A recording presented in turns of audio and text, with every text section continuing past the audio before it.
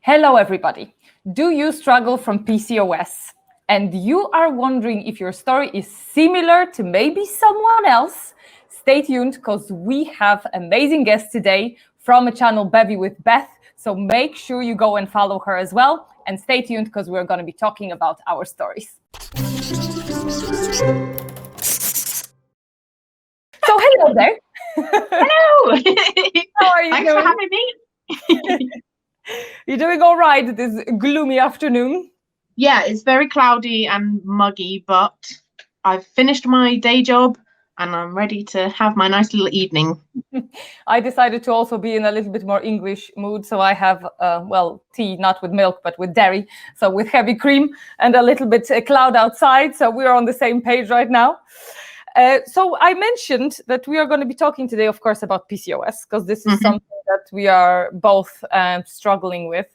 And I think, you know, we're both in Instagram space, on YouTube space, and we probably both find that, you know, we have a lot of comments with people saying, oh, this is not this way, this is that way.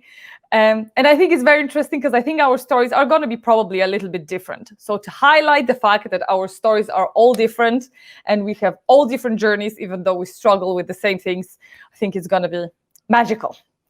So first thing that I wanted to ask you is, how did you find out that you had PCOS? What was your diagnosis story? How were the doctors? How did it go?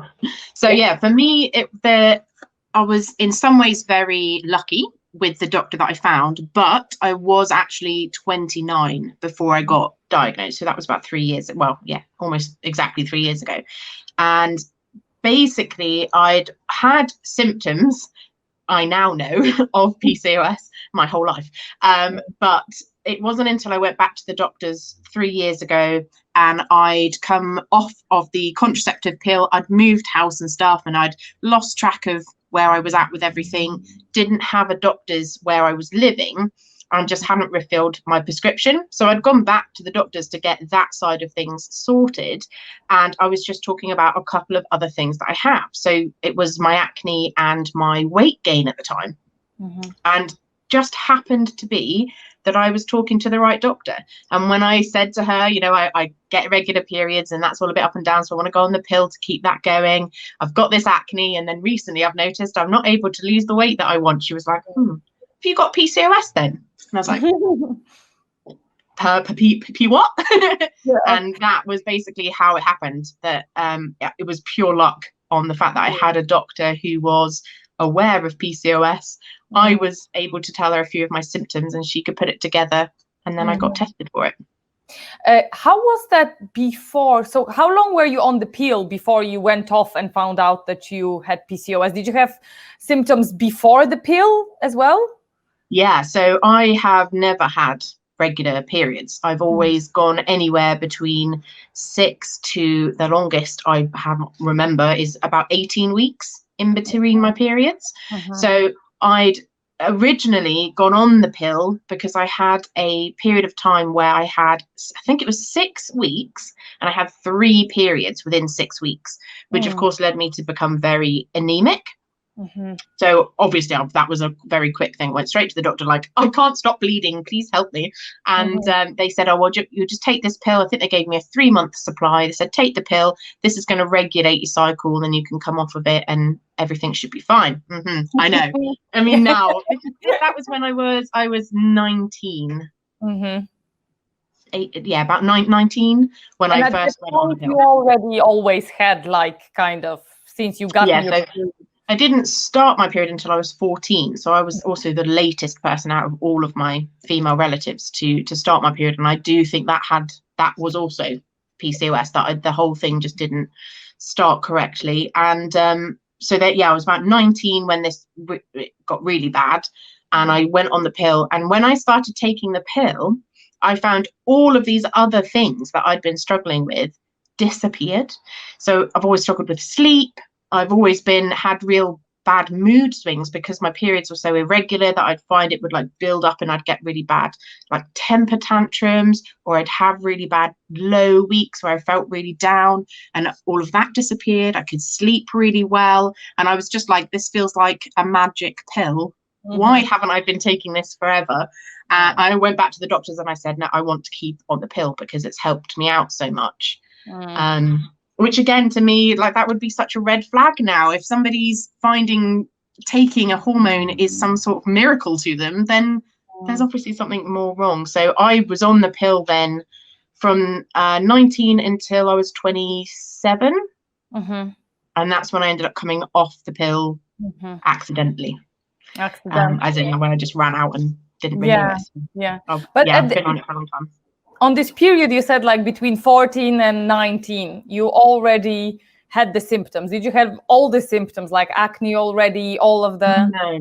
No, I didn't have any, the hair loss and the hair growth, getting a beard and that. I didn't have any of that. I didn't have any, I mean, I had spots anyway, but I didn't get acne until post, I think I was about 21, 22, I was 22 when my acne first kicked out. So that was about 3-4 years on the pill that then my acne kicked out. But other than the irregular periods and kind of the moods that came with that lack of regular cycle, I didn't have any symptoms. And how were you? So you mentioned that you felt great on the pill, yeah?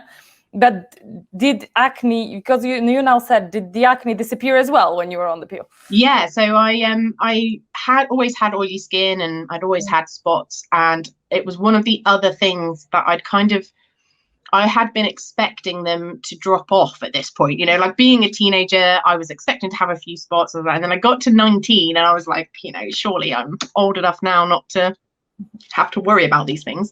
And it didn't get worse than it had been when I was younger, but it definitely didn't get better.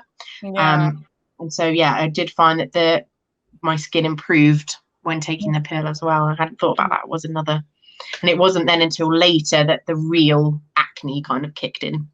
Yeah, well, I've been through that. I don't want to talk too much about my story, but there is already quite a few.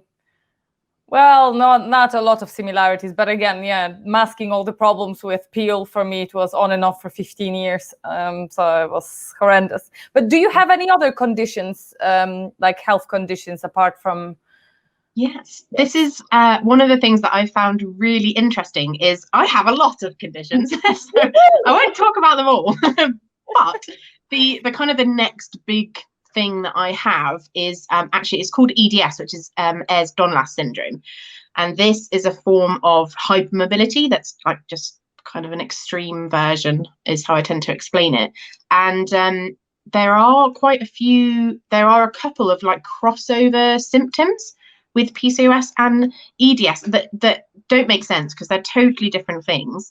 But the two things that I assumed was from my hypermobility that actually isn't is my chronic fatigue. Well, I think I have chronic fatigue for both reasons. So I get chronic fatigue from that, but also there's a lot of gut issues because EDS is a connective tissue disorder. Our guts are literally made up of connective tissue, and so very often people will struggle with digestive issues because of EDS, and it just turns out that actually my EDS isn't affecting my intestines. It's actually from the overconsumption of sugar, the inability to process it in my body, and that's what's been aggravating my digestive system. So it's really interesting that there's I was attributing a few of my symptoms to EDS when actually it was PCOS, because I was much younger when I kind of knew I had hypermobility. And I've got an aunt who's only 6 years older than me, and she was diagnosed with EDS, and that's how I kind of came to know that I had that. And I just thought my issues were coming from there. And then it wasn't until I got diagnosed with PCOS that it was like, oh, actually, now that I've got my sugar under control, suddenly I haven't got so much fatigue. And now that I've been concentrating on my gut health and not eating so much sugar all the time, I don't have any digestive issues. So so it's been interesting to kind of see that crossover. Yeah, and it's very interesting that you said that, because I didn't know.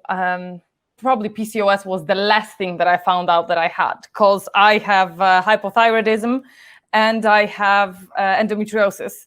And actually, when I was diagnosed with endometriosis, everybody was so focused on that when I was going into my surgery, and they made a lot of scans on me, but they were focused on, because I have endometriosis kind of on one side more and one polycystic ovary. So it's so completely weird. So after a few years, after I've been through like very strong hormonal therapy for endometriosis, they told me, this polycystic ovary something. And I'm like, excuse me, what? Yeah, you have polycystic ovary syndrome as well. I'm like, you what? Excuse me. So Hang on a minute. Yeah. And what I found actually, because funny, you're saying that you have this hypermobility, in your joints and everything. I was I don't know, that was weird, because I've been told once that I probably have it, but then turned out that I didn't, just because I was hypermobile. But then they checked, I don't know, can't remember. And it's criteria, Yeah, but I started noticing, because I went on, which we're going to talk about a little bit later as well. I went on a thyroid diet, no gluten, no dairy, and then endo diet, no gluten, no dairy. It's kind of started to see that they're kind of same recommendations, and very often they go with gut issues as well. All of them, endometriosis, thyroid issues, PCOS, they often cause each other. It's like, and what gets me is that we are never treated holistically for that. It's like, we're going to this doctor for that, we're going to this doctor for that, they give you pill for this, and they give you pill for that. And it's some machinery somewhere is broken, and it cascades to everything else, I think. Definitely. No, I wouldn't be surprised to find out that we actually had issues with our gut. And that's what kind of led that actually, if we'd have known, if we'd have had better nutrition education, if we'd have had better access to food, to cleaner foods, as young people, when we were developing, especially as teenagers, I think for women, when we're starting to get into that whole diet culture and trying to lose weight or whatever, at the same time as our hormones going crazy with all the changes that have to take place, I think if we had much clearer guidelines on genuinely good nutrition during that time of our life, a lot of the issues that we then get later on in our 20s and 30s would probably not even exist, to be honest. I absolutely agree. I mean, I've been, talking to my mom. I come from a family that has horrendous food, basically addiction to food. All of us, we were taught that. And I've been talking to one of my videos that we used to have breakfast cake, lunch cake, dinner cake. That's what it was. Everything was greasy and heavy, and very Polish, heavy food. Even though Polish food is good because we eat a lot of probiotics naturally. Yeah. Kraut and everything. So now I appreciate that. But we didn't know anything about nutrition. And when I was talking to my mom is super fertile. She had 2 kids just like that. My sister. So for me, PCOS is not genetic at all. My grandma also had absolutely no issues. But my mom, when she was young, she would diet by eating only cottage cheese. So nutrition knowledge wasn't there, especially in Eastern Europe.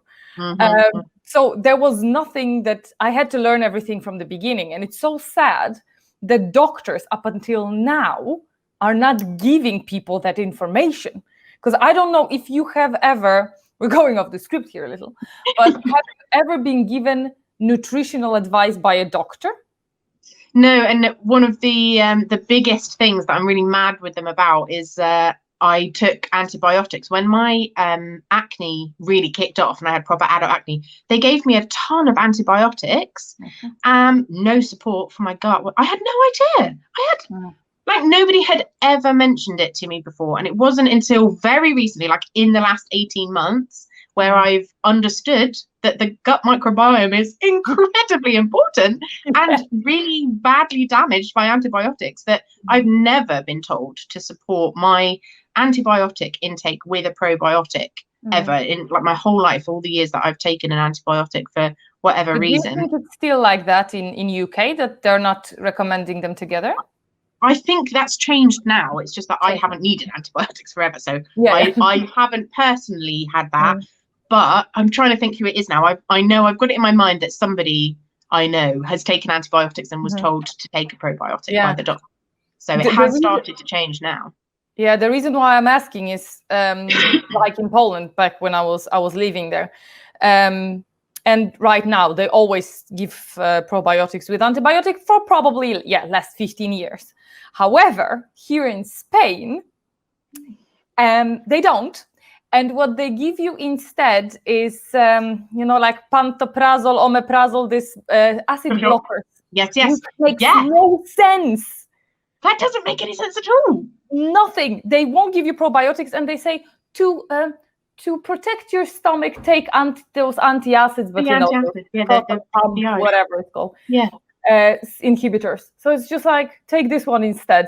And I'm like, how is that just depleting me from stomach acid, so I can't ingest any nutrition to recover? And it's just, it won't make, I don't know, it's ridiculous. So some countries still do that.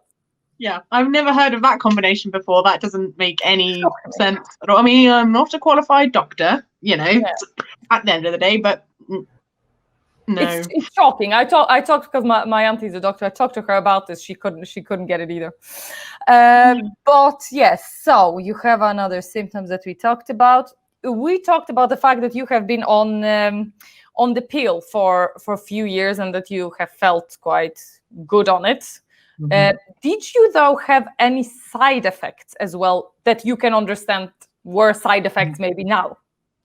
So I'm still trying, because I have recently come off the pill.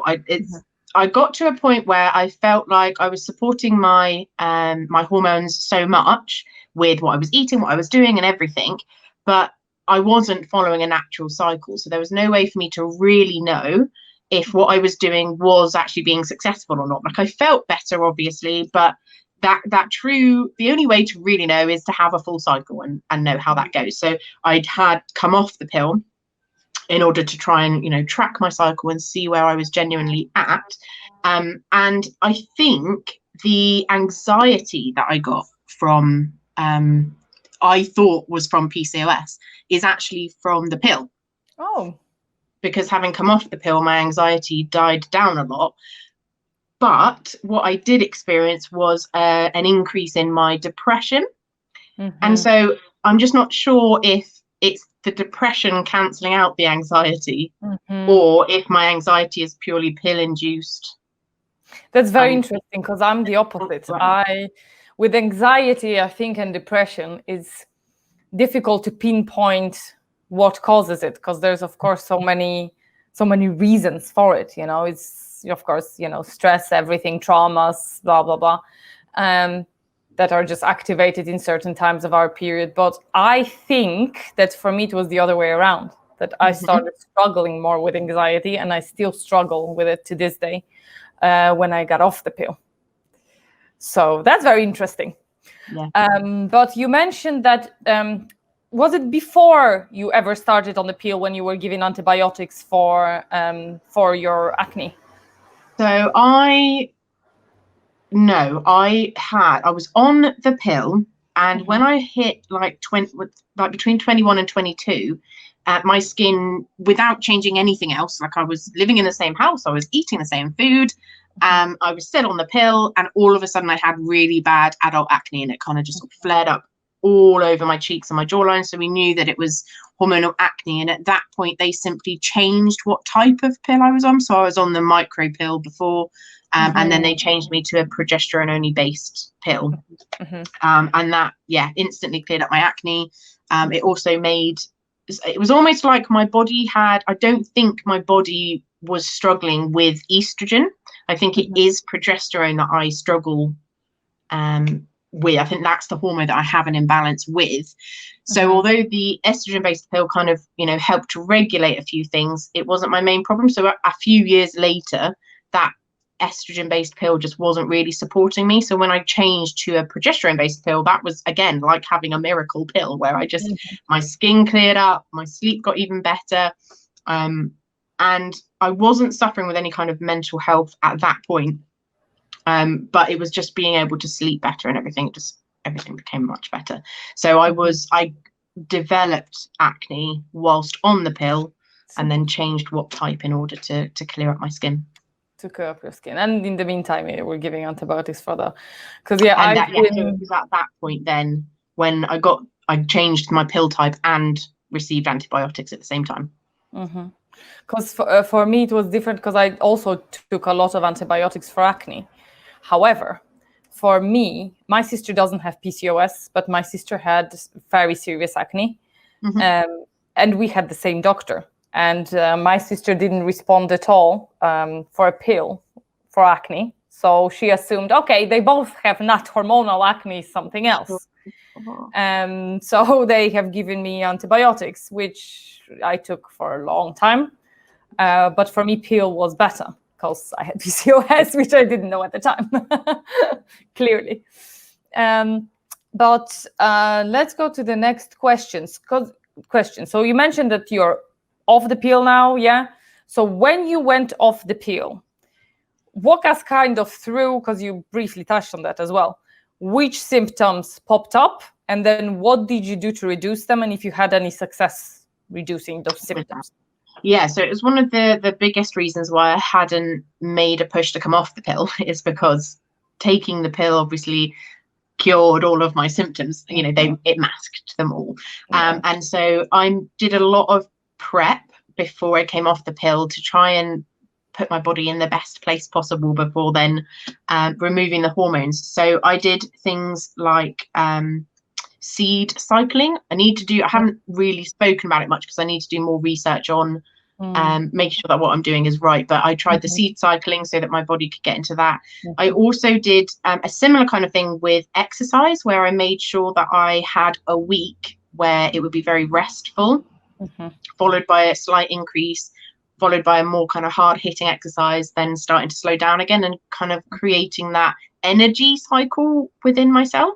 And the kind of last two symptoms that I had later on in my PCOS journey before I was diagnosed was the hair loss and the hair growth. And so I think I had PCOS, and although I was treating it with the pill, I had a steady increase of insulin as my insulin resistance became worse. And this fed directly into my testosterone levels, without a doubt. I can totally see the insulin and testosterone were really connected. And as my insulin levels started to rise, then my testosterone did. And that's when I started to lose my hair and I started to grow a beard. And it was that, especially the hair loss, more than anything else, because I'm not too worried about hair growth because I just remove it, but more the hair loss. So I focused a lot on how to manage my testosterone. And so I did things like drinking spearmint tea. And what I found is when I came off the pill this time, I haven't, because I've also got my insulin under control, which I think we'll talk about in a minute, on top of other things that I'm doing, I haven't had any hair loss and I haven't had any increase in my beard or anything. All of that has stayed very steady. I've also been quite surprised at how little of an outbreak in my acne that I've had. And I think that's quite connected with the insulin levels as well. And just generally eating cleaner. Like I hate to say clean because it's not clean, is it? But you know what I mean. And I don't have as much dairy, which affects my acne, although it doesn't affect me. I'm not lactose intolerant, but it does cause inflammation with my acne. So I do things like that to try and keep on top of my skin. And that seems to be working, that despite not having the pill, I haven't had any major breakouts. Obviously, I had a few spots as everything was balancing back out again. But yeah, I'd say definitely the hair loss and growth and my acne are the two things that I've really been able to keep under control, as it were, without the pill, just by having a healthy lifestyle diet, and keeping up on top of things like supplements and taking the spearmint tea and that kind of thing to keep everything moving. Yeah, and I think that is great that you mentioned it, because I myself, for me, my biggest problem was also always acne. I had hair loss, but I think it was thyroid related, not PCOS related. So acne was definitely for me number one. And I make a lot of videos about insulin resistance because I also had it. I had like low level, but I had all the symptoms. And for me, it was the case of they tested me once, didn't do proper testing. They didn't do this hemoglobin A1, whatever. And I knew from my symptoms that I have to be insulin resistant, because my grandma was type 2 diabetes. She put herself in that situation. I knew I didn't have a good lifestyle. I loved sugar. Don't we all? Yeah, right. I mean, it's more addictive to heroin, so Yeah. But the problem for me was definitely acne, and I speak a lot about how insulin is connected to testosterone and to general androgens. And it's nice to actually see someone who, by reversing and by cutting down on and lowering down insulin, actually got a result from hair loss. Because I think because it takes such a long time very often to see changes, especially in hair. Because acne clears up a little bit quicker because our skin replenishes quicker and our hair grow very long time. So it's great to see actually someone who can prove that it works. So I love it. Definitely. How did you start lowering your insulin? So the first thing, I was lucky as well in to have a PCOS and insulin resistance diagnosis. So I knew straight away what I was dealing with up front. I didn't have to work my way through all the things that come along with PCOS. I knew I had insulin resistance. So cutting out refined sugars was obviously the first thing that I did. Before I even looked at anything to do with my hormones and my cycle and any of that kind of stuff, I was like, right, basically I have type 2 diabetes. I need to, what can I do to start reversing the symptoms of this? And so I immediately started tracking how much sugar I had. So I allowed myself a week totally normal, didn't make any changes, brought all the same things with me to work. If I wanted to buy something, I was going to buy it and eat it, and just look at how much sugar am I actually eating right now. And it was on average between 300 and 400 grams a day of sugar. So now that's everything. I didn't just track added sugar. That included the sugar in fruit, things like carbohydrates in rice and pasta as well.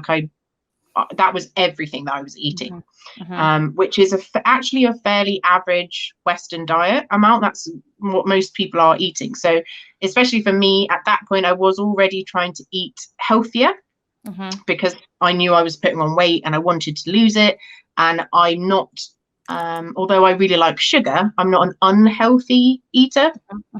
I really love fruit and vegetables. I was often having salads for lunch and things. So I wasn't unhealthy, but it definitely was obviously too high in sugar. And I just basically started progressively reducing my sugar. Started with the obvious. I had a lot of sugar in my hot drinks and my teas and coffees. So I reduced the amount that I was drinking in a day so that I didn't have as much sugar. And I tried very hard to work on how much sugar I was putting in things. But you know what it's like when you've got a sweet tooth and then it's taken, so let's see, it's 3 years now. It's only been this year that I've been able to drink coffee without sugar. So it took me a long time to get there. And so I started doing things like taking out the obvious sugars. Then I looked at how to replace the sugars that I was still having, how to replace them with better, lower glycemic index alternatives. And then it was quite a bit after that I then learned a bit more about starch and how much that just turns into sugar in our bodies. And so that still isn't working. So then I reduced down all things like potatoes and rice and pasta and breads and cut out most of those things. And then the kind of last thing was a discovery of the keto diet. And it was really by understanding the science of the ketogenic diet, because I never wanted to go on a restrictive diet because I understood the importance of because we know, right, that it causes issues with mental health and eating disorders and all of those kind of things. I didn't want to get into a truly restrictive diet, no matter how many people were like, oh, it's amazing, it makes you feel, solves all the world's problems. I was just like, I'm just not interested in doing that. But I got to a point where I was eating as well as I possibly could without being on a really restrictive diet. And I'd noticed a real stutter in my progress. I'd stopped losing weight. Although I felt better than I had at diagnosis, it still wasn't improving. I was still having a lot of fatigue. And I just thought I need something to get me to the next level. It needs to be more extreme, really. And I watched a YouTube video where a doctor actually explained what ketosis is, how it works, and why it can be beneficial for people with type 2 diabetes, insulin resistance, all those kind of things. And it just, for me, that made sense. I looked at that and went, okay, this isn't a fad. We're not talking about a nice idea or, a crazy way to lose weight really quickly. It was about, this is how your body works, and if you can get it to work this way, you might find these benefits. So I decided to give it a try. Excuse me. Yeah, I set myself a limit. I was like, we'll do it for 3 months. Give it a try, do it properly. If you don't get any benefits from it, or it's too difficult to do, then we've tried it and we'll just move on and go back to normal eating. But then I did it. And although it's really, really hard, like those first 6 weeks were almost torturous. Like it's so hard, when I think, especially when you have something like insulin resistance, where your body is really just like, no, this is not what we want to do at all. But the feeling afterwards, when it's all settled down and you're genuinely in ketosis and you're fully fat adapted, it was life changing. It really was. I haven't felt this good ever. Ever. And that's what makes me realize that PCOS wasn't something that I developed. It wasn't a post-pill symptom or anything like that. It's something that I have struggled with my whole life and just never really knew that I have. And how long did it take you from tracking your sugar to get to keto? So it was about 18 months. So I was diagnosed in the July, and I didn't go. Oh, so wait, hang on. Oh, it might be longer than that. I didn't go keto for nearly 2 years. So it was, nearly 2 years before I then said, right, now I'm going to go keto. Because I had so much to do up until that point. So I had been making these kind of slow progresses, losing a little bit of weight here, feeling a little bit better there. I got my sleep to improve as well, and all those kind of things. I was like, oh yeah, I'm on track. And it probably took it was probably about a year that I made continual progress, and then it was 6 months of no progress. Just kind of still feeling better, but knowing that I still wasn't feeling great and wanting to take it. It was probably about 6 months. So yeah, about 18 months to 2 years. The reason why I'm asking is, for me, when I quit the pill, I tried keto pretty soon after, because I have a history of binge eating or bulimia. I don't know, never was diagnosed properly, but we know what the symptoms are. Horrible hungers, binging, purging, never able to lose weight, working out 4 times a week, just gaining at some point. I decided to go on 1,500 calorie diet and stick to it, no matter how much I work out. And I worked out a lot. Needless to say, I got myself so sick that I ended up in bed for 3 months, because I didn't understand insulin and how it works, and that my cells were still starving, even though I was still gaining weight from 1,500 calories. So that was absolutely horrendous. But I tried keto quite early. And the reason why I asked you how long it took you to actually stay on it is, for me, after I got off pill, maybe it was 8 months later, that I tried going keto for the first time, and I failed. I was on keto for 8 weeks, and I just felt horrible because my body wasn't ready for it.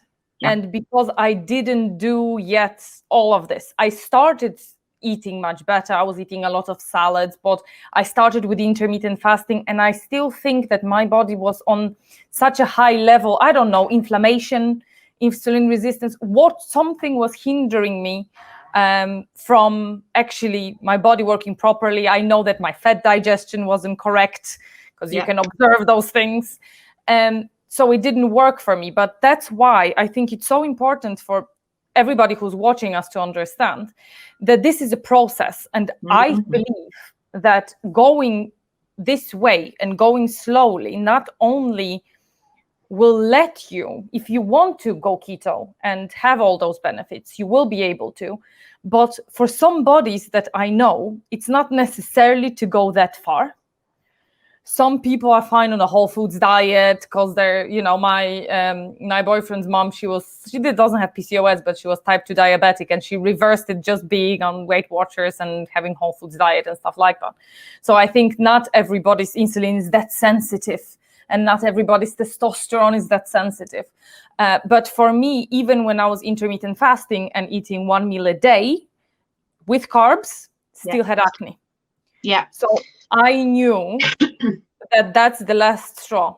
And 6 months ago, February, it feels like previous century because it was pre-COVID. Yeah, last century. So in February, I went keto, so 7 months ago, and it was completely different story. So I just want everybody to know that if you're trying keto for the first time and you're not succeeding, go slow. That's really interesting that you've had that experience, because it's something that I struggled with at first, was because when I went keto, I was just like, hallelujah, this is the best thing I've ever done. And then I noticed that there were a lot of people resistant to it. And at first I thought it was the same resistance I'd had, which was it's a restrictive diet and that's just not good. And, you know, I completely understand people taking that stance, because especially if you've had eating disorders in the past or any kind of disordered thinking around food and body image, then yeah, a highly restrictive diet, when you're cutting out an entire food group, it could be dangerous. I totally get that. But there are a lot of people still saying, oh, I tried keto and it didn't work for me. And I'm like, didn't work for you? How is this? And I think you're 100% right. It's because I took nearly 18 months to go from a high sugar diet to, you know, a PCOS friendly diet, then into keto. And you're probably right that if I'd have found keto when I was diagnosed, I probably wouldn't be doing it now. Because for me, I knew the first thing before keto that I did was intermittent fasting, because when I was weightlifting and I really wanted to lose weight and I was like really serious, you know, I had my friends training me when I was gaining weight like crazy because I was overstressing and all of that. When I was doing that, I had horrible hungers, binge eating, all of that. But I didn't know that that was also hormonal, because now I know. Nobody told me that binge eating is also connected to insulin resistance. So for me, as a paradox, because for me, my eating disorder was very physically created by my insulin that was always out of whack. Lowering my insulin already changed my relationship with food so much, because I didn't have this crazy hungers and I didn't have obsessive thoughts, and I can, you know, I'm just forgetting about food until I'm hungry. So it's very interesting, because if someone has psychological reasons to have eating disorder, I'm sure that restrictive diets and keto might be harmful, but for people with insulin resistance, weirdly, I think it can be actually beneficial. Yeah, most definitely. One of the videos I want to do at some point is, I noticed that when I learned about binge eating, that I saw a lot of the behaviors reflected in my eating pre-diagnosis. And then I saw how much I struggled when I first got diagnosed to get on top of my eating habits, despite logically being like, I know exactly what I want to do. And I've never been the kind of person who doesn't have the willpower. When I want to do something, I do it. If I don't want to do something, I also really won't do it. But, you know, knowing that I wanted to be healthy, there was no reason for me not to just be consistent with it. And seeing those struggles, I was like, yeah, this is, like you say, it's the insulin resistant. It's a biological response, not a psychological one. And then it was by going on keto that, like you say, now I get up in the morning and I make a decision. Am I hungry? Am I not hungry? If I'm hungry, I eat. If I'm not, I don't have to. Sometimes I can go most of the day without having to eat while I'm working, and I still do my yoga and I do all those things. And I genuinely don't need the food. And it does kind of take away that, like you say, the obsessive thoughts and all that kind of stuff. And it's a more biological thing than psychological. And the thing for me as well was like, when I realized that I'm a born intermittent faster, because when I was a kid, I would cry to my mom, I'm not going to eat breakfast, I'm not going to eat lunch, I don't want to. And then in the evening, I was hungry. So in a way, I knew that working out, that's what I was trying to get at. Working out, eating 5 meals a day as I did, dividing them for 1,500 calories or 1,300 calories, wasn't serving me, and I was feeling worse and worse, actually. And I started to have horrible blood sugar issues, like to the point that I was feeling at work like I was on the boat, you know, I was just like almost fainting. And I decided to do intermittent fasting because I read a lot about it, and it was pre-keto. And another thing, because intermittent fasting lowers insulin, fantastic. However, this is another thing that I need people to know, that you cannot start 16/8 intermittent fasting or 24 or something. You're going to die. And it's like, at the beginning, pushing my eating window half an hour was a struggle. And I felt like I'm going to faint, and I felt like I'm going to die. So I just, okay, maybe 15 minutes this week. And literally some weeks I progressed 15 minutes, or I didn't progress at all, and I stood there. And then I pushed it 30 minutes or 10 minutes even. That's slow. Everything with curing PCOS, I think, lowering your insulin levels, hormones, has to be slow. Like, what gets me, I don't know if you find that as well, that if you go to PCOS groups, for example, everyone is searching for a supplement that is going to fix everything in 2 weeks, like medication. Yeah. But reversing it naturally might take you 4 years. It took me, I don't know if it's reversed. I don't have access to doctors right now. But if my acne was reversed, I think it's getting there. Yeah, it's in the right direction. In my life, I don't have any foundation, and I don't have any blemishes, which is shocking. I have 2, but they don't. So for me, that's absolutely shocking after having acne since I was 13. So what, almost 20 years now. So it takes time. I think that's big takeaway from our conversation today as well. Yeah. I think that has a lot to do with our cortisol levels. I think we underestimate actually how big a part cortisol has to play in PCOS. I just don't see it mentioned often enough, and it might just be that I'm not got the right circles yet. But I think that's what it comes down to, is that if we start stressing our bodies out, whether that's by changing our diet, changing our exercise, taking a new medication or a supplement, whatever we're doing, our bodies need a little bit more grace to come to terms with it, to accept the change, to move forward with it, because cortisol is also a nightmare. Yeah, exactly. And that's how I got myself sick for months and months, laying in bed after working out 5 days a week all the time. It was ridiculous. But speaking of that, actually, because you have your different syndrome and so on, how do you find exercise? What kind of exercise do you do? Do you do any?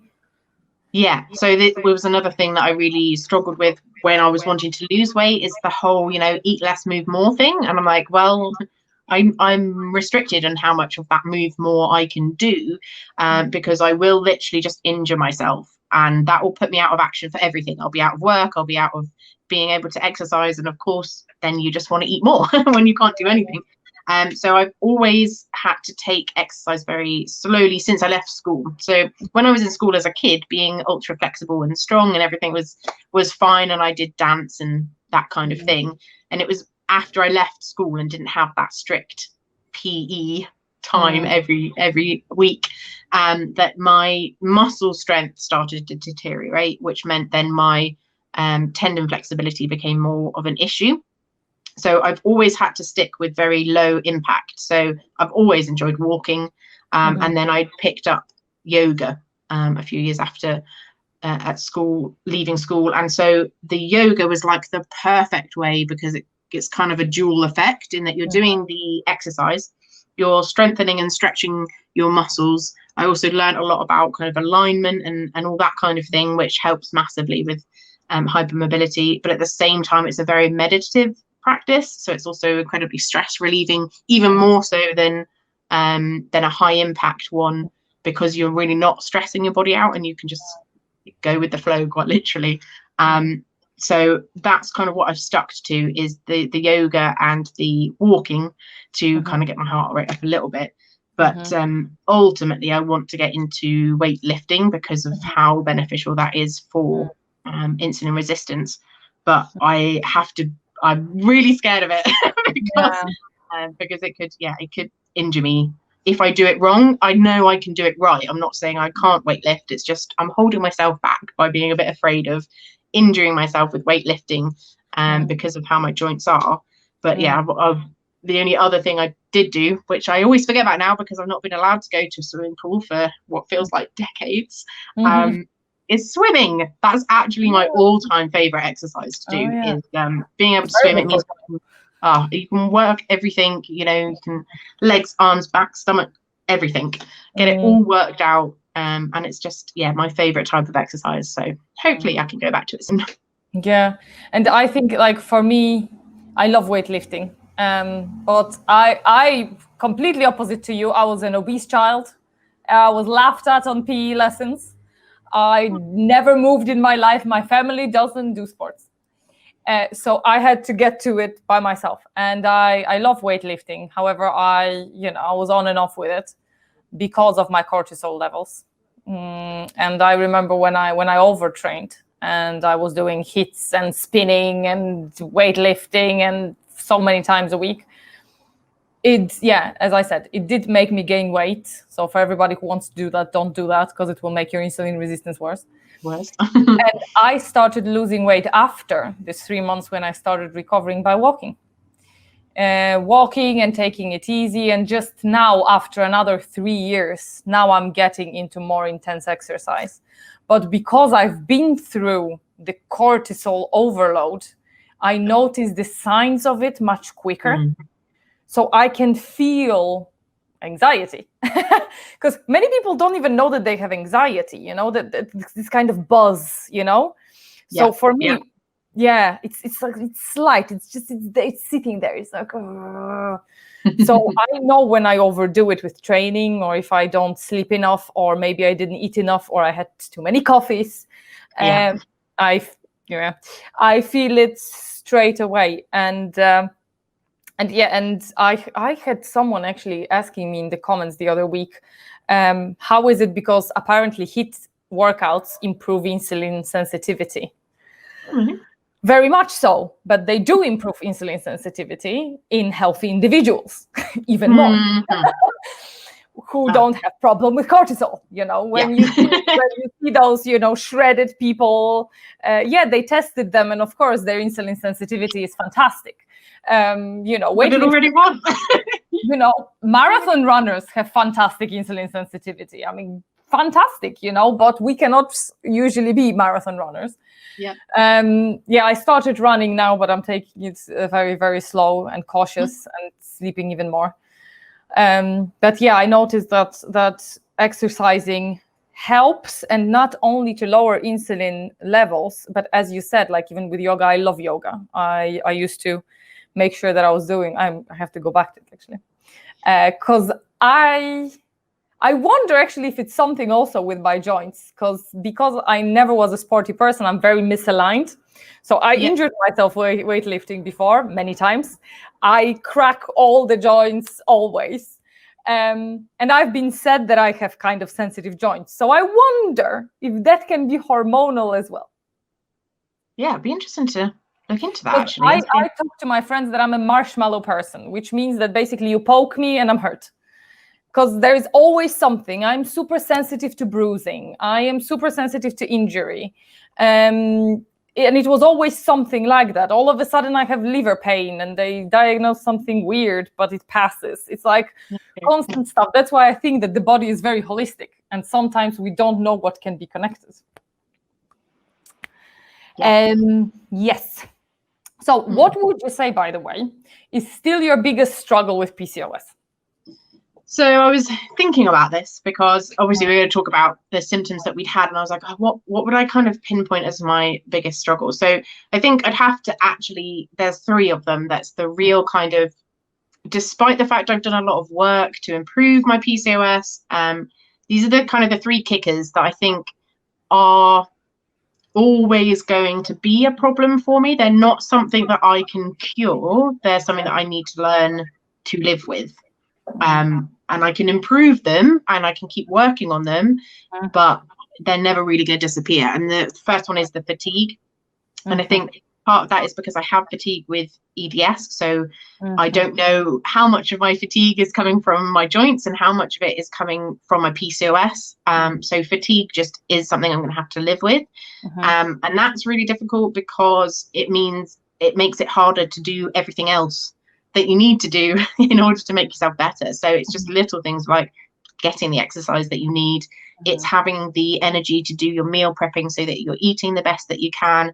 It's having the energy in the mornings to remember to take your supplements and or medications, and it makes everything just that little bit harder. So I think that's one of the biggest struggles. And the second one is mental health for me, because I've never struggled with mental health until very recently. So it still feels very alien to me. And when I first got anxiety, I knew what anxiety was, but I had no idea that that's what I was suffering from. I didn't understand it at all. And although the depression I understood, and I could see what the symptoms were of that, and thought, this probably isn't right and I need to kind of get something sorted with it, they're also both things that even now, although I understand them a lot better and I work with them in a much healthier way than I did before my diagnosis, they never fully go away. There are still times in my cycle when they are worse. There are still events in my life. Exactly. When are they worse? So I find it's the week before I have my period. I get much worse depression. Right then, I get like a real low period, and then I'm like, oh, what's wrong with me? And I just get to the point where I'm like, oh, I can't live like this anymore. And then I'll have my period, and I'll be like, oh, that's what's happening. I brought it up to my doctor actually once, because I don't suffer from depression, but anxiety. And my anxiety is like clockwork. 2 days before I think is ovulation, and 2-3 days before period. It's like next to big shifts. Those two, where everything starts to really change. They're very tied together for sure. And I think I struggle with it as well, because I've never had that cycle. And so then now that I'm starting to have those cycles again, it just doesn't feel natural to me. It all feels a bit weird. So I think that, again, is something that I'll always just have to be aware of and work around. And then the last one is the weight loss. And I think this is because I have an expectation for what I thought was going to happen and what I would be weighing and how I would look. And the fact that unless I actually wanted to go incredibly extreme, actually work against myself in a lot of ways, that I'm probably never going to reach the weight that I would consider ideal for myself. And that I'm going to have to work on coming to terms with that, and not coming to terms with it, not meaning that I stop focusing on my weight, as in I don't want to just like let myself go, as it were, and stop eating healthily and doing the best for myself just because I can't lose weight, and shift my focus to how much better I feel and how my whole life is so much better and more improved because of how I'm eating and how the supplements I'm taking and all those things that I'm doing, that weight loss just has to be something that I don't achieve, and I'm going to have to learn how to accept myself as I am. But you never really know what's going to happen. Because for me, I tried all the intermittent fasting, and there were periods when I lost a bit of weight and then it stalled. And when I started keto 7 months ago, I said that I don't care about weight loss anymore, because I accepted that I was bigger than what I am now. And it was literally was side effect, and I lost 2 stone, so it was 12 kilograms, just like, and I don't know what I did differently this time. I think it was because there was pandemic and I was sleeping a lot at the beginning of it, and literally stress, because I know stress for me ruins everything. My thyroid went when I got stressed, and everything, all the symptoms, all the diseases that I ever had were diagnosed after periods of stress. So I think that it was letting go of stress that just did that. But again, I quit peel 2017. So it's over 3 years ago. And even though I tried before, it never happened. And I was eating healthy already, intermittent fasting, everything, working out, gentle, not gentle, 3-4 years. So you just never know what might happen. But at the same time, at some point, if you're managing your symptoms, it doesn't, I don't want to say it doesn't matter, but But yeah, I mean, at the end of the day, I'm not at an unhealthy weight, if you know what I mean. I'm not, you know, I'm not damaging my joints with my weight or struggling with my blood pressure because I'm too heavy or anything like that. I'm at a perfectly healthy weight in that regard. I'm healthy. It's very much more down to kind of the aesthetic and, you know, who decides what we should look like is not, you know, health professionals, is it? It's society. And so I think that's I think I've struggled with that a lot recently because I thought stress was a big contributor for me with having lost a lot of weight, made a big life changes in the 3 years since I've been diagnosed to now. Like I'm almost a completely different person. Like that I've had such a big journey, not just around my health, but with everything else as well. That I thought, you know, kind of stress was also contributing to that. So when I started working from home and I had this lovely time and I was super happy and I still didn't lose any weight, I was like, oh, maybe now I am where I am and that just is what it is. But I'm happy and I'm healthy, and so does it really matter? Yeah. But and it's also funny because like you mentioned that's like the kind of those three are like the less thing to kind of still hang around. For me, it's gut issues. I don't know where they come from. My whole family has gut issues as well. So it's that's that for me. Like, is it PCOS or is it just something that we have? So it's like gut issues and anxiety. Freaking hell, like that is hard to manage. And I do everything. I do therapy, I do CBD, I do working out, I do meditation, I do everything, and still. A lot of work. But I think as well, like nowadays, many people struggle with it anyway. So definitely hormones don't help and make it worse. Exactly. I think that's the thing, isn't it? Is that it also comes back to that as well. As like, would you be having anxiety anyway, even if you didn't have any issues with PCOS or thyroid or anything? If you were perfectly healthy, I think a lot of people suffer with anxiety without it having to be about a hormone imbalance or a bad diet or whatever. It's like, no, it's just but it can be, a different thing. I would love actually to get some diagnostics on that, because my whole family reacts to stress super quickly, like too quickly. And I wouldn't be surprised, because I found that there is some syndrome when you have overreactive adrenals. I wouldn't be surprised if we would have something like that. That's a very good point, especially with your thyroid as well. You could definitely have something like Addison's. Yeah, it would be interesting to know. But can I ask you a candid question? We don't have to put it in. But if we're all talking honestly, how are your periods now? So annoyingly, not great. I was really happy when I first came off the pill. It only took 5 weeks for me to get my first period, and although that was a little bit heavier than I would normally expect, I was like, this is kind of expected, it being my first period. And then my second one came exactly 5 weeks after that. So I was like, oh, getting a 5-week cycle. This is, you know, the best I've ever had. I was really happy with that. And then this time I still haven't had a period. And it's been 7 or 8 weeks since then. So I do feel like something's gone wrong somewhere, and I need to find out what it is that's kind of interrupted me. Possibly it could be that I've had to return back to the office 1 day a week. It could be that, so the stress levels are back up again, just enough once a week to kind of knock everything off. So I need to look into that. But one of the reasons that it took me until I was 29 to get diagnosed is because my mum has endometriosis. And I don't know if my aunt does, but my nan did as well. And so out of all of my female relatives on my mother's side, they've all had terrible, really heavy periods. They often get anemic. There is severe pain with their periods. And I was like having them very rarely. They are often very light. I never bleed for more than 5 days. I don't struggle with a lot of blood loss when I'm having a period. And so I felt guilty about complaining about something that I had so easy compared to everybody else.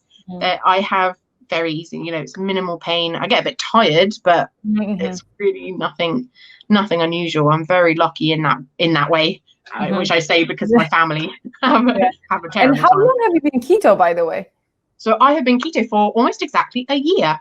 It was August last year that I started going keto, and it was a rocky start because I had a wedding in August. So I was doing it for 2 weeks, and then I had my friend's wedding, and I was like, oh, cake. Okay, never mind, start again. And then it was in November is my birthday, and then obviously December is Christmas. I was like, oh, okay. So I had quite a rocky on and off start. So I probably became fully fat adapted in probably January. So it's been 9 months now that I've been like fully keto in that way, and that I've had a consistent ketone energy rather than anything else. Because, you know, the reason why I'm asking is, of course, we are both keto, but I'm very cautious about preaching keto to people. I know it's very beneficial to people, but I have heard few opinions now that made me think about, you know, some people, you turn around everywhere and you hear something different. Some people say, oh, we recommend, actually, even one guy who's doing a keto channel, he was saying that, around the period time, a week before period, we recommend women to go off keto because insulin is necessary to convert hormones and all this kind of stuff. So I'm not, you know, super keto warrior, because for me, if all of a sudden my period would get out of whack, I'm going to eat carbs for a week if I have to.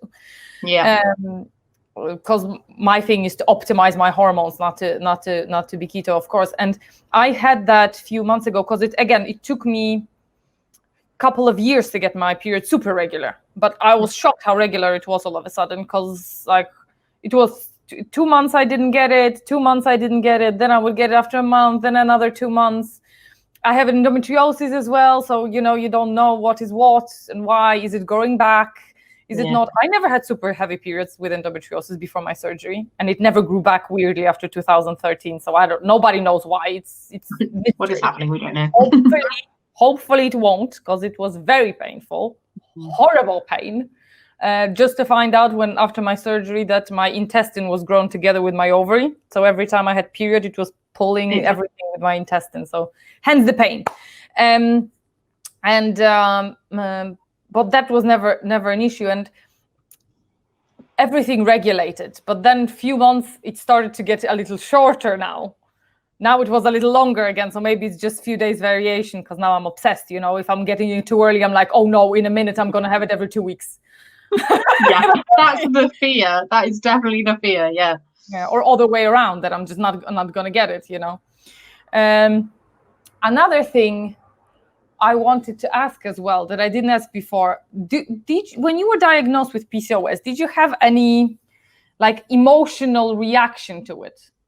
Yeah, that's a good question, actually. Yeah, very much so, because I think I'd been struggling very badly with my mental health. I mean, I'd lost a job over it, and I didn't really know what was happening with me, because my anxiety was very social. It's social interactions. I don't tend to get anxiety around, you know, the kind of everyday things. It tends to be very specifically when I'm interacting with other people, especially on a physical level, like doing something like this, I don't get a lot of anxiety, but when I have to actually be in close proximity. And so it was going into work and things becoming really difficult and all that kind of stuff. And I had no idea why. It felt like overnight I went from somebody who was perfectly capable to somebody who could barely perform normal tasks at work. And when I then got the diagnosis, and I did not get very much information from my doctor, despite the fact she was good enough to find out that I had PCOS, there wasn't, I don't know, I just felt like there should have been a little pamphlet about it, you know, like, here's your diagnosis, this is what it is, this is what's happening in your body. And it was all a bit, not overwhelming, because there just wasn't anything. So I was just like, okay, well, what do I do now? What do I need to do to make myself better? So I had to do a lot of my own research. And what that meant was the relief of, I feel this way because of PCOS, came in kind of like dribs and drabs. So it was probably a good 2 or 3 months from diagnosis to me fully understanding my condition and understanding everything that it had done to me up until that point, that I was like, oh, now I know that I wasn't just going insane. Like it was my body reacting in the way that it thought was best at the time, and it just really wasn't. So I had a lot of relief of A, I know what's happening, and B, I know I can make it better. That before, when I've had things, it's just like, well, this is just what it is. Like, yeah, you've suffered with it your whole life and we didn't know about it, but this is what you've got now, and that's it. It's not going to get any better. You can't change anything about it. You're just going to be stuck with this disability, pain, whatever. Whereas with PCOS, it was like, okay, I can't cure it. I can't actually make it go away. But all of these terrible, you know, the weight gain, the fatigue, the depression, the anxiety, all of these crazy things that were very intense at that time, I knew I could improve them to a point where, you know, life would be at least a little bit more manageable. So for me, that was what was really overwhelming, was that kind of, yes, I can do something about this. I wasn't going crazy. I can make things better. It's definitely how I felt. Yeah, and I think it's a that is actually good about PCOS, because of course not all the diseases are like that as well. But for me, it was kind of bittersweet, and I don't know if you agree with me, because, you know, everybody has a little bit different life. But it always comes with, yes, I can improve it, but I might be infertile. Yes. So yeah, I'm really lucky in that regard, in that I've never wanted children. I was about 16 years old when I was like, oh yeah, no, kids are not for me. And I, you know, in the 16 years following that, I haven't changed my mind. And so I was very lucky in that. The biggest thing, I think, in my opinion, especially seeing other people's stories, that infertility aspect of it as a female, I think it's a really, really big thing. And for me, I was very lucky that just wasn't. In fact, I don't think we even talked about the fact that it would make me infertile, because I think we'd had a discussion already, because I went in to ask to go on the pill. That, you know, we'd had that discussion on, why you sexually active and blah, blah, blah. And I had mentioned at that point that, you know, I was taking it because I'm not interested in having children. So despite having the diagnosis, that whole infertility side of it, that is a really big part of the PCOS diagnosis, wasn't something that I had to struggle with. So I'm actually very happy that you have that stand, because especially when I am on the groups again, many of those groups do focus on improving their health for fertility only. And there is this whole other group that is being left out of women who just want to get healthy. Just want to be well. Yeah, exactly. And the mindset is kind of like, well, if I don't want kids, I'll stay on the pill then, right? Because it's like, I don't need to balance my hormones. But the pill still comes with malnutrition, with side effects, with everything. So it's very good to like send that improving your fertility, really, your hormones, is not only to have kids. Yeah. That's not the only reason to do it. And I think that is, like you say, it is a problem, like a gray area within our community, because it kind of fails to understand how important those cycles are, not just for having children. Like, obviously they're essential to have a baby, no doubt about that. And of course, lots of women want to have children. And so I wouldn't ever want that conversation to stop. But we need more emphasis on the fact that every woman needs to have that cycle in order to be happy and healthy. You know, it isn't about reproductive health, if you see what I mean. And I think that was another part of it, you know, is a fault of doctors. Because that's what they do. Here you have the pill, come back when you want to have kids. What? You know that when I told my doctor that I want to go off pill, and she's like, okay, are you going to try to have a baby? I'm like, no, I don't have a boyfriend. I'm not planning to. I just want to be healthy. Well, they actually there's a completely different story, because they overdosed me on the wrong kind of pill. I almost got a stroke. Different story. All other things. But I had to go off the pill because they were afraid, I'm gonna have a serious stroke. But she said to me this, because she said, go off for a few months and we will see. And then I was better off it for a few months. So I'm like, I don't want to go back on it. And she's like, okay, you can live like this. By the way, go low glycemic and take inositol. I'm like, excuse me, what? Go low glycemic, take inositol. That was all I got. And I'm like, why? You know, and at least I got some of that, because I'm very inquisitive anyway. So I know that I would have found this information, but not everybody is interested in reading medical studies. No, well, that's the whole reason why I created my channel, was because Exactly. I started having, you know, I started joining Facebook groups and seeing people on Instagram, and I was like, wait, I've done all this research and I've got all this information, and people don't know it. There isn't, you know, I mean, there are places to go and get this information, but you do have to do a lot of work to do the research. And then it was when I was having a conversation with a friend who also was diagnosed with PCOS, and I'm just like, oh yeah, so there's this, and I'm talking to her about what I'm doing, and she's like, what? How do you know this? You know, and I just, it's the same thing. She's been diagnosed, and other than, yeah, you need to lose weight, she isn't in a position right now where she wants kids. She's younger than me, so she's, you know, she isn't interested in having a child right now. And yeah, until she goes back to her doctor and says, yes, I'd like to have a baby, please, then they're not doing anything to and I love how doctors, knowing that you have PCOS, are saying you have to lose weight, period, and don't tell you how. It's going to be my next reel on Instagram.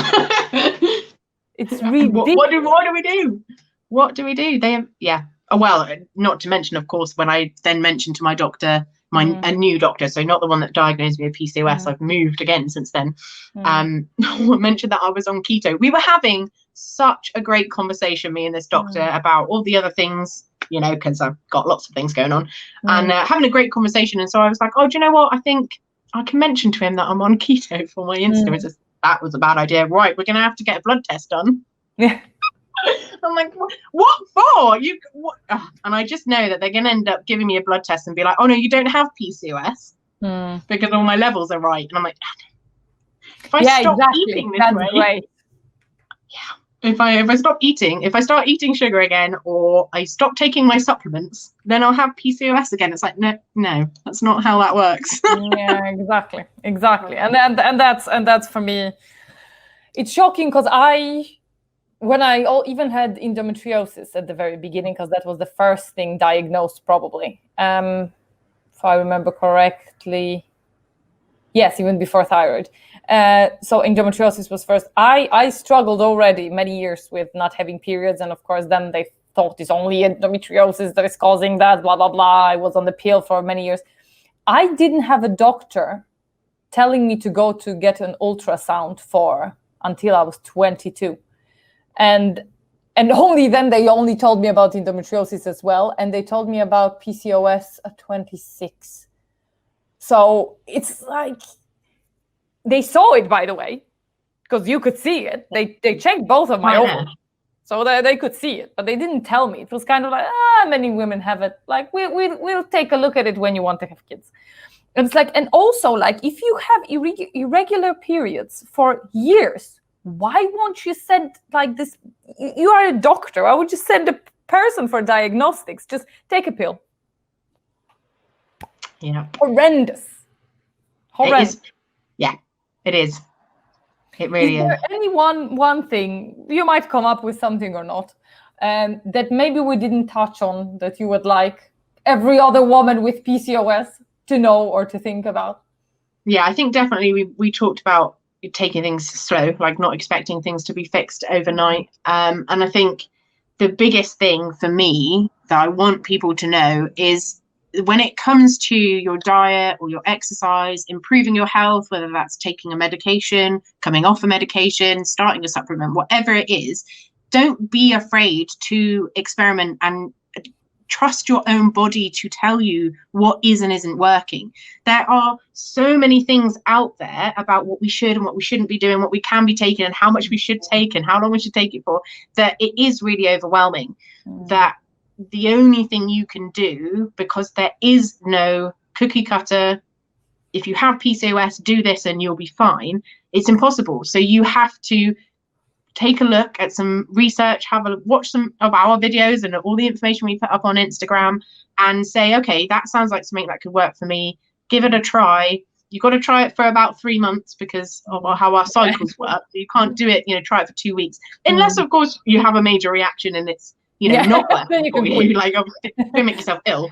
But yeah, try something, and if it works for you, then that's what you do. And if it doesn't work for you, then it doesn't matter who's telling you to do it. You can stop doing it if it's not working for you, and you can try something else. And eventually you will find your health will improve and you'll know what works for you. So trust your own body and don't be afraid to experiment with things. I think it's the best outtake that we can have from that conversation, because that is not popular and that is not fun to hear. I know that as well as you do, because we've been through it for years. You would want it to be easy. Just tell me what to take. Exactly. Just tell me what to do and I'll take it. But yeah, and I'm pretty sure that whoever's watching it now, leave a comment down below wherever you're watching it. And if you have any questions to us, if we can aid you with any assistance, you tried something that doesn't work or anything, just let us know in the comments. It was lovely to have you today, Beth. Thank you very much. And lovely to hear a different perspective. So make sure you like, subscribe. I'm going to also put a little banner here so you can follow Beth as well on both her YouTube channel and her Instagram. And if you also want to be interviewed on my channel and tell your story, let me know in the comments or on my DMs on Instagram. And that's it for today. Let's say goodbye, Beth, to everybody. Bye. Bye.